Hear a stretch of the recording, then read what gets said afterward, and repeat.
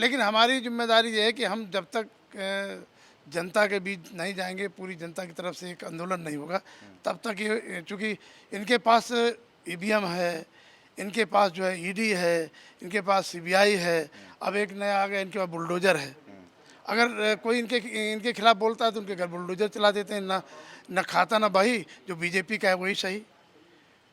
जाति जनगणना कराने से मना कर दिया है। हम लोगों ने संसद में मामला उठाया और लगातार सड़क से लगा के सदन तक उठा रहे हैं।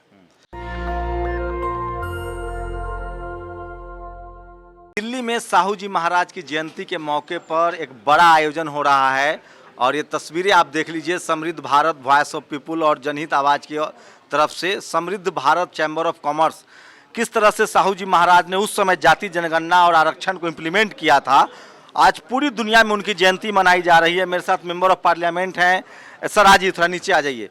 तो तमाम गणमान्य लोग हैं, तमाम लोग आए हैं और ये सोचिए 1902 में साहू जी महाराज ने जाति जनगणना का स्टार्ट करवाया। उसके बाद उन्होंने बिजनेस पर जोर दिया, एजुकेशन पर जोर दिया। क्या कहेंगे, 1902 में साहू जी महाराज की समझ थी, आज वो अधिकार हमारा खत्म होते जा रहा है। आरक्षण के जनक छत्रपति साहू जी महाराज जी को मैं नमन करता हूं सबसे पहले उनकी जयंती के मौके पर। आज जो कार्यक्रम हुआ है, मैं आयोजकों को बधाई देता हूं। और आज जो देश में स्थितियां हैं कि जिस तरह से शिक्षा के क्षेत्र में उस समय छत्रपति साहू जी महाराज ने किया था, बाबा साहब को शिक्षा में सहयोग करा के पूरे देश के लोगों को लाभ देने का काम किया था। आज अगर छत्रपति साहू जी महाराज ने होते और बाबा साहब को आगे पढ़ा लिखा करके संविधान और देश के लिए व्यवस्था न देते तो आज जो बहुसंख्यक साहू जी महाराज ने कोशिश की, लेकिन जिस संविधान की वजह से SC ST OBC के लीडरशिप जा रहा है, पार्टी कोई भी हो, घनघोर चुप्पी है सर। आरक्षण के मुद्दे पर, जाति जनगणना के मुद्दे पर लोग आरोप लगा रहे हैं कि जितने SC ST OBC माइनॉरिटी के लोग हैं वो सब मोटा माल कमा के बैठे हुए हैं और ईडी के डर से चुप हैं।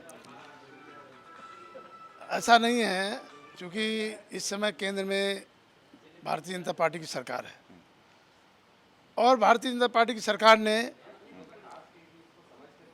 जाति जनगणना कराने से मना कर दिया है। हम लोगों ने संसद में मामला उठाया और लगातार सड़क से लगा के सदन तक उठा रहे हैं। हमारी पार्टी भी उठा रही है।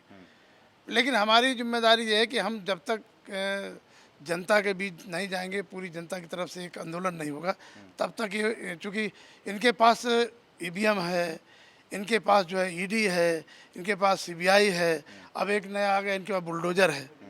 अगर कोई इनके खिलाफ बोलता है तो उनके घर बुलडोजर चला देते हैं। न खाता ना बही, जो बीजेपी का है वही सही। ना कोई रास्ता क्या है विशंबर? ना जन आंदोलन होगा इसके लिए। जब अंग्रेजों को यहाँ से भगाया गया तो बीजेपी को यहाँ से लोग हटाएंगे। थोड़ा इंतजार करना पड़ेगा। जनता खड़ी होगी आंदोलन के साथ में। आपके लोगों को मीडिया समझा रहा है कि आपके नेता डरे हुए हैं। नहीं, नेता नहीं डरे हुए हैं। और लगातार आपने देखा कि जैसे यूपी में चुनाव हुआ, और वो बेईमानी की वजह से जो है, केंद्र सरकार न लगती, बेईमानी न करते तो उत्तर प्रदेश सरकार होती। लेकिन बेईमानी की वजह से उन लोगों ने क्या नहीं, ललकार के बोलने का काम किया और काम करने का काम किया और उनसे लड़ाई। आज कोई अगर लड़ रहा है उत्तर प्रदेश में तो समाजवादी पार्टी, अखिलेश यादव लड़ रहे हैं और बाकी पार्टियाँ वहाँ कोई लड़ी नहीं रही। क्या कहेंगे हम लोग, साहू जी महाराज जो कि वंशज थे छत्रपति शिवाजी महाराज के, उनकी पूरी जो लेजेसी थी, पूरा जो उनका काम था, उसको हम लोगों ने गंवाने की शुरुआत हो गई है। हम लोग गंवा रहे हैं और मनुवाद हावी हो रहा है। आज हम लोग छत्रपति साहू महाराज जी को याद करते हुए ये कहना चाहते हैं कि जो हमारे महापुरुषों ने दिया है, तो हम भूल गए हैं कि हमें किन्हीं के द्वारा प्रदत्त अधिकार है। जो लोग पढ़े लिखे हैं, आज विशंबर निषाद भी अगर पढ़ लिख करके पॉलिटिशियन बना, तो आज आरक्षण की वजह से छत्रपति साहू जी महाराज ने बाबा साहब अम्बेडकर को पढ़ा लिखा के उनको संविधान का वैज्ञानिक बनाया और संविधान की रचना करने का काम किया, तो हम लोग इस लायक बने। तो आज हमें उनके सपने को साकार करना चाहिए। जो हमारे लोग बिछड़े हुए हैं, सबको एक होकर के एक आवाज़ में जो है आरक्षण बचाने की इस समय, क्योंकि बीजेपी आरक्षण खत्म करने में लगी हुई है। जो समुदाय की भर्ती हो रही है और सारा जैसे अग्निवीर वगैरह शुरू कर दिया है, अब सारी भर्तियों में होने वाला है। तो हमें जो है अपने आरक्षण को बचाने के लिए, अपने महापुरुषों के सपनों को साकार करने के लिए सभी को, बहुजनों को एकजुट होकर काम करना पड़ेगा। सोचिए, जो उस समय शूद्र थे, जो आज ओबीसी हैं, और खासकर गायकवाड़ हों, मराठा हों, मराठा क्षत्रप थे, साहू जी महाराज, गायकवाड़ साहब थे, ज्योतिबा फूले थे, ये सब ओबीसी कम्युनिटी से, आज के हिसाब से ओबीसी थे। तमाम ऐसे लोग हैं, प्रोफेसर साहब हैं। प्रोफेसर साहब, कहाँ कमी रह जा रही है? अभी भी हम अपने जन तक जो हमारे लोग हैं ना, उन तक पहुंच नहीं पाए, जगा नहीं पाए। नहीं तो हम गाना तो गाते रहते हैं 90%, लेकिन 9% भी साथ नहीं आ पा रहा। दिक्कत ये है। तो ये है, सेमिनारों में चिंतन हो रहा है, इस चिंतन को ज़मीन पे हम नहीं ले जा पा रहे। और कैसे जाएगा जमीन पर? कहाँ कमी? क्या मीडिया नहीं है आप लोगों के पास? टीवी अखबार नहीं है? एक बड़ी कमी है, या लोगों के जहन में डर बैठा हुआ है? जो 1902 में जो छत्रपति साहू जी महाराज ने किया, आप तो डेमोक्रेटिक उसी आधार पर हमारे एमएलए एमपी चुन के आ रहे हैं, हमारे अधिकारी कर्मचारी बन रहे हैं। उसके बाद भी जिस आधार पे आप नौकरी पा रहे हैं, जिस आधार पे आप चुन के आ रहे हैं, जिसके पूर्वज ओबीसी, जो आज ओबीसी है, जो उस समय शूद्र कहलाता था, उसके पूर्वज हैं फूले, अंबेडकर, पेरियार, गायकवाड़, ये सब कुर्मी समाज के लोग थे, मराठा समाज के लोग थे। आज उनकी नस्लें क्यों डरी हुई है, या उनमें समाज बोध की कमी है? देखिए, इम्पॉर्टेंट यही चीज़ है जो आप कह रहे हो, चेतना नहीं है। नौकरी लेने के लिए उनको रिजर्वेशन की ज़रूरत है, लेकिन नौकरी रिजर्वेशन लाने वाले कौन लोग थे, उनके पीछे क्या संघर्ष रहा, और अगर ये चेतना नहीं आएगी तो कैसे छीन जाएगा, यही उनको समझ नहीं आता। उनको लगता है बस व्यक्तिगत रूप से हमें मिल गई।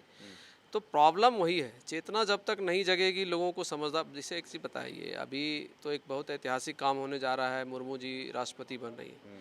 सवाल ये है कि वो राष्ट्रपति बने, उनको शुभकामना है, लेकिन हमें खुशी तब होगी ना कि जब वो वहाँ बैठकर आदिवासी समाज की कम से कम चिंता करें। अगर वो वहाँ जाएं और आदिवासी समाज की चिंता ना करें तो मुश्किल है। और जो दूसरा महत्वपूर्ण पहलू, जगदेव बाबू को आप पढ़ें, जगदेव बाबू बार बार इसी चीज़ सवाल को उठा रहे हैं कि भाई, जब तक नेतृत्व पॉलिटिकल संगठनों का आपके पास हाथ में नहीं आएगा, तब तक आप कुछ भी कर लीजिए। क्योंकि देखिए, डेमोक्रेसी में सारा कुछ राजनीति से तय होता है, और राजनीति में जो दल सत्ता में आ रहे हैं, खास करके केंद्र की सत्ता में, सबके जो नेता हैं वो सब सवर्ण हैं। आप ज़्यादा चिल्लाओगे, आपकी टिकट, आप एमएलए एमपी का टिकट दिया जाएगा जहाँ से। अगर आपने शोर मचाया, बहुजन लीडरशिप वाली पार्टियां में भी तो चुप्पी है सर, सच्चाई तो यही है। अभी उन्होंने कहा तो है कि बहुजन लीडरशिप में चुप्पी की वजह क्या है। भाई, बहुजन लीडरशिप में एक तो देखिए, जो पुरानी पीढ़ी थी, इसी में से मान लीजिए लालू यादव, शरद यादव, रामविलास पासवान, या मुलायम सिंह जी, या मायावती जी तक भी हम लोग मानते हैं, खास करके काशीराम जी तक, वो जो चेतना थी, वो जो संघर्ष था, उन्होंने जो गांव में घुस कर अपने समाज की पीड़ा और दुख को देखा था, वो नई पीढ़ी में नहीं है। तो नहीं है तो उनमें डर है। और डर का एक दूसरा वजह ये भी है कि जब लोकतांत्रिक संस्थाएं ख़त्म हो जाएंगी, लोकतांत्रिक संस्थाएं किसी पार्टी के दलाली करने लगेंगी, और लोकतांत्रिक संस्थाओं को, मान लीजिए आज क्या हो रहा है, चुनाव ले लीजिए, ईडी की चर्चा है, पहले पिछली सरकारों में सीबीआई की चर्चा होती थी। अब इस सरकार ने एक नया तोता निकाला है, वो ईडी है। और ईडी जो है तभी एक्टिव होता है जब किसी जगह पे चुनाव आता है। ईडी तभी एक्टिव होता है जब कहीं की सरकार पलटनी होती है। अगर मान लीजिए ईडी इतना ज़्यादा चिंतित है देश में भ्रष्टाचार खत्म करने के लिए, तो बहुत सारे लोग हैं ना, वो चुनाव देख के क्यों एक्टिव होते हैं? तो उनका डर है, और वो डर इन नेताओं के ऊपर है। जो बात अभी कही गई कि अल्टीमेटली जनाधार वाले नेता है नहीं, या जो जिनका है भी उनका एक, जैसे देखिए हो क्या रहा है ना, सोशल जस्टिस की पार्टियाँ नहीं रह गई, जातियों की पार्टियों में कन्वर्ट हो गए। तो ये जातियों की पार्टियों से जमात की पार्टियों की तरफ जब तक संगठन चीज़ों को नहीं ले जाएगा, और जो जन क्रांति है, जन आंदोलन जब तक नहीं होगा, अब इस सरकार से आपको मुक्ति नहीं मिल सकती। आप चुनाव पर चुनाव, आप भी कुछ कहना करें चाहे सर? ऐसा ही, ये जो जितना इलेक्शन हो रहा है वो मनी बेस हो रहा है। समझ लो ये वोटर है, इनके पास 500 रुपये चला जाता, वो कहता यार आज की तो मिट गई, कल की देखी जाएगी। ये संकुचित उनका विचार है, इसलिए वो जो पावर में है उनको तो दूसरे विंडो में आप तस्वीरें देखिए। आज पूरे देश में, पूरी दुनिया में साहू जी महाराज की जयंती मनाई जा रही है, और एक बड़ी कोशिश है समृद्ध Bharat chamber of commerce and industry, इनके यूट्यूब चैनल पर आप जा सकते हैं। जनहित आवाज, समृद्ध Bharat, voice of the people. Social media का इस्तेमाल बहुजन समाज के लोग कर रहे हैं। ये तस्वीरें दिखा रहा हूँ। दूसरे विंडो में आपने तस्वीरें देखी, काफ़ी संख्या में लोग आए थे, SC ST OBC माइनॉरिटी के लोग, और दिल्ली में ये कार्यक्रम हुआ जयंती, साहू जी महाराज की जयंती पर। और समृद्ध Bharat chamber of commerce industry की कोशिश है कि बहुजनों को आर्थिक रूप से मजबूत किया जाए। ये कोशिश 1902 में साहू जी महाराज ने शुरू की थी। तो सोचिए कितना बड़ा विजन था उनका। 1902 में साहू जी महाराज जो मराठा साम्राज्य के शिवाजी महाराज छत्रपति शिवाजी महाराज के वंशज थे, उन्होंने जातीय जनगणना कराई, आरक्षण का कंसेप्ट दिया और बाबा साहब ने उनको डेमोक्रेसी ऑफ वॉल कहा था और बाबा साहब को साहू जी महाराज ने उस समय मूकनायक शुरू करने के लिए पैसे दिए थे। कोशिश हो रही है, सैकड़ों की संख्या में लोग जमा हैं। सोशल मीडिया, आपको लगता होगा पॉलिटिकल लीडरशिप में भले चुप्पी हो, लेकिन बहुजन समाज में जागरूकता जो है वो आ रही है और लोग अपने हक अधिकार के लिए संगोष्ठी, बैठक, सड़क सब जगह निकल रहे हैं। बस ज़रूरत है कि पॉलिटिकल लीडरशिप की कि वो अपनी चुप्पी तोड़े और अपने समाज के हितों की बात को आगे बढ़ाए। इस पूरी बातचीत में आपको कैसी लगी, ये कार्यक्रम कैसा लगा और ये रिपोर्टिंग कैसी लगी, क्या ये ज़रूरी है या नहीं है, अपनी प्रतिक्रिया भी ज़रूर दीजिए। तो ये बड़ा एक कार्यक्रम का आयोजन दिल्ली में हो रहा है। कैमरामैन आशीष के साथ शंभू कुमार सिंह, नेशनल दस्तक, दिल्ली। नेशनल दस्तक की आपसे गुजारिश है कि अगर इसको बचाना चाहते हैं तो नेशनल दस्तक को सब्सक्राइब करने के लिए रेड कलर के सब्सक्राइब बटन को दबाएं, फिर बेल आइकन की घंटी दबाएं। नेशनल दस्तक को बचाने के लिए बहुत ज़रूरी है कि हर खबर को शेयर करें, लाइक करें, कमेंट जरूर करें।